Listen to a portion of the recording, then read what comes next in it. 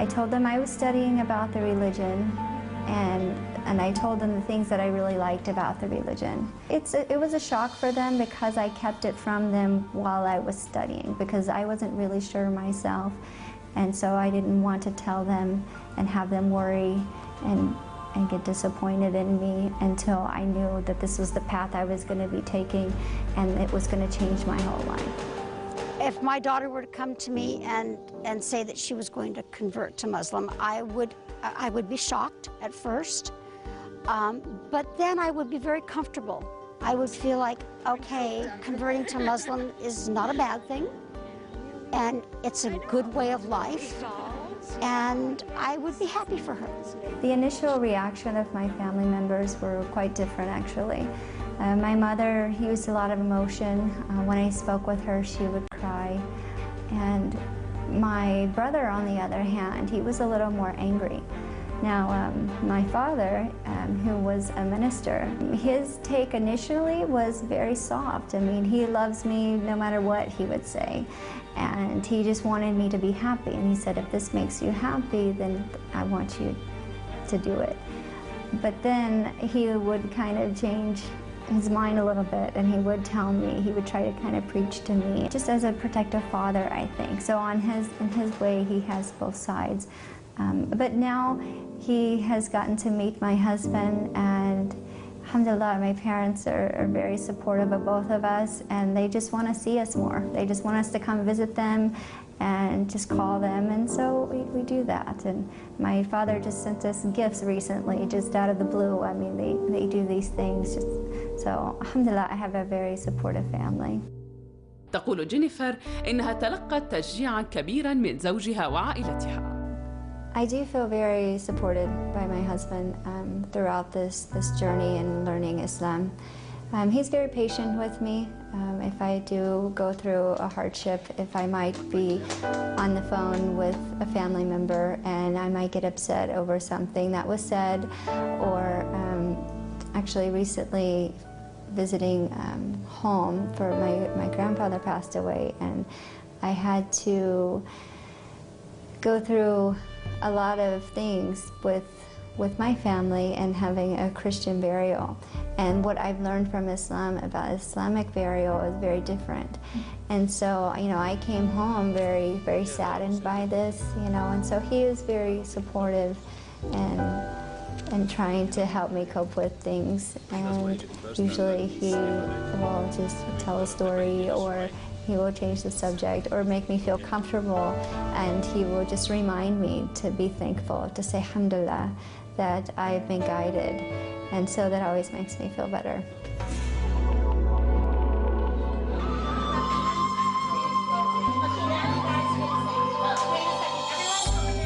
I think the concept and the notion of wearing the veil is a very beautiful thing in Islam, of course, because it came from Allah subhanahu wa ta'ala.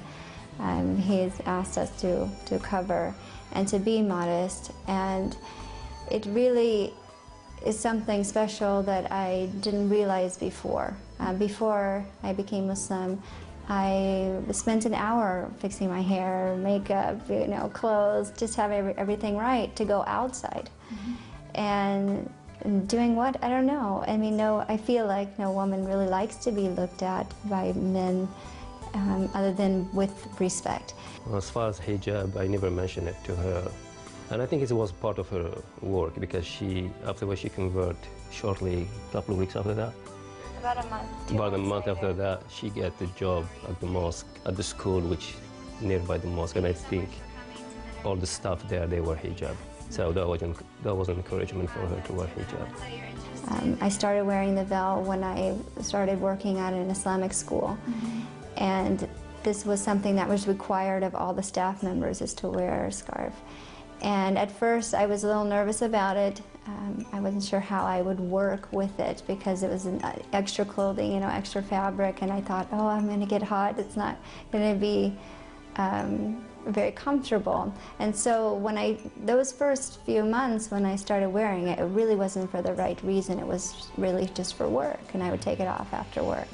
But then the more I learned about Islam, the more I loved the religion, loved Allah, the more I realized that this comes from Allah, and that I do need to wear it.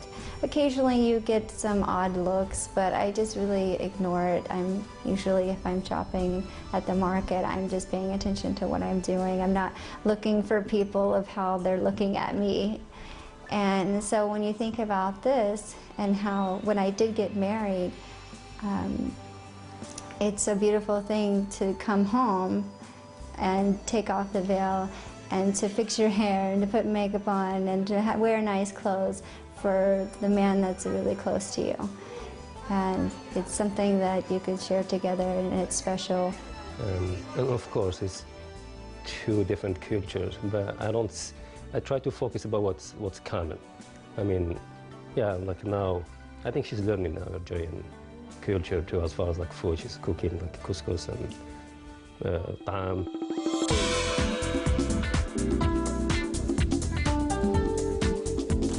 Before I became Muslim, before I got married, cooking wasn't really a priority of mine. I really just got by with, you know, even cereals and fruits and very quick things, sometimes eating outside. And now I have much more motivation. One, I work with many different diversities of women, and they have some really great food, and I love getting recipes from them. And when I got married, even more really was important to me to be able to cook well and have dinner for my husband when he comes home from work. And so I try my best to cook things that he might be used to from back home. Last time we went home and she saw my sister cooking cocoa minute, and she went to the store and she bought it, and now she's using it to cook a lot. I have met my husband's family on a few occasions. We've traveled to see them in Washington, D.C. I think I've met everyone except for one, and she lives in Algeria, so inshallah we will get to go visit her very soon. Granitesa, is that how you say it? The chickpea powder in the water? Yeah, she made actually granteda, which is like the Algerian food. It's like once a week we do it, and it tastes exactly the same. I mean, my sister gave her the recipe, and she did it a couple times, and it comes great. It's like I'm eating granteda بالبلواد. And so for me, it was important to try to bring some of Algeria home to him way out here in California. Even though I'm American, I do try to make food in more sauces, and he likes to have his bread and couscous. I have learned to make couscous and a few other things, and inshallah I will learn more as we go on.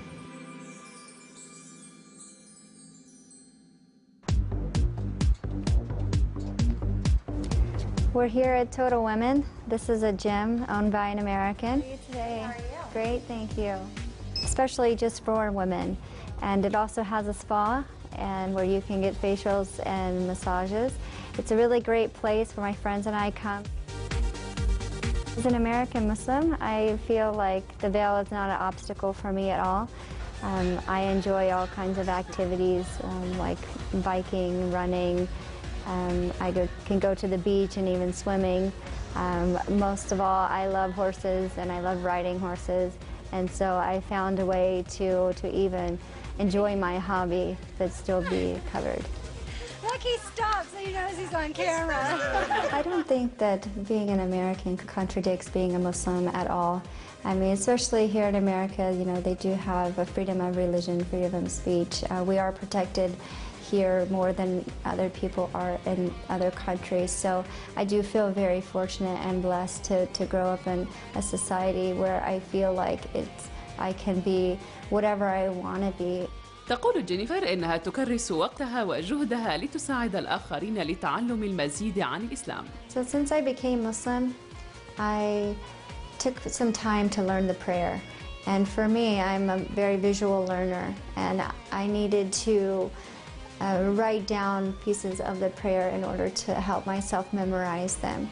And since then, I have had this idea to help other new Muslims, to help them through this process faster. And so what I've done is I have created these cards that are intended to walk a new Muslim through the prayer. It's step by step. The Arabic is broken down into English transliteration, and then there is a translation for what you are saying, because I feel like in order to have sincerity in your prayer, you really need to know exactly what you're saying in your native language.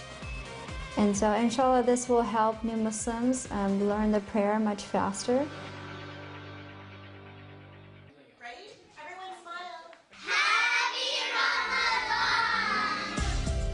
I feel like there's great support in the Muslim community here in Southern California. In other places I might feel like more of a minority, where I used to be of the majority white Christian race, and I feel like being a Muslim you might feel like a minority. I think some people do. But in this particular community there's a lot of support, and I have a lot of friends. The community, they are really activist and really, really good. I mean, they get involved with the neighbors, they get involved with the state, they get involved. I mean, they show themselves, they don't just sit. There's halal stores that you can buy meat from, and there's many Muslim businesses around here that support each other. And having a mosque that is very active in the community, they have a lot of interfaith events and a lot of classes, so you can go and educate yourself, and you meet a lot of people through that, as well as working at an Islamic school as well. And she's in the right place as far as Islam. Of course, she's walking around. There's Imam, mashallah, is really good. I mean, I think you saw the mosque with her office at.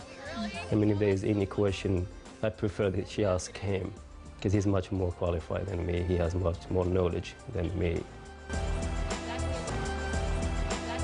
Before we got married, we met with the Imam, and he did ask us this very question, if the traditions and the cultures, mixing them, if it would be difficult. And there's times that maybe it's difficult, you know, for my family and perhaps his family too, because I wish I could speak the language to, especially my mother-in-law and father-in-law, and it is difficult to not like be able last to time, speak of course, with them. that's the issue. I mean, I wouldn't say the issue. That's hopefully maybe in the future it wouldn't be an issue. Like she went home and my dad and my mom were there, and my mom really won't talk to her bad, but they were talking like little kids, body language, holding each other. And Really, everything in Islam is meant to bring you closer to Allah. When it's praying, you know, you're close to Allah. When you even make wudu, and even just saying salams to someone, I love this greeting.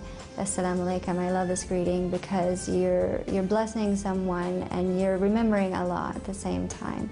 And this is something that you don't get in other religions. And also as an American, I mean, we just say hello or hi or how are you doing? It's not the same, you know, you're leaving God out of it. And that this is a wonderful, wonderful way of life. It's such a peaceful way of life that I almost wish that everybody could feel and learn what I've learned in the year and a half that they have been in my home. Nice, very good, thank you. When I work at the Islamic school, Jazakallah khair, you know, this is a nice thank you, you know, and Barakallah fiki, it's also a nice thank you. I mean, it's blessing another person, and then you receive the blessing back. Even when you sneeze, it's the same thing. So you're constantly, you're remembering Allah, you're remembering the oneness of Allah. And this is a beautiful thing about Islam, is how people interact with each other. This is something that I don't think anybody could ever change. She was meant to be what she is and what she has become. And she's quite an astounding young lady. She really is. Okay, Assalamu alaikum.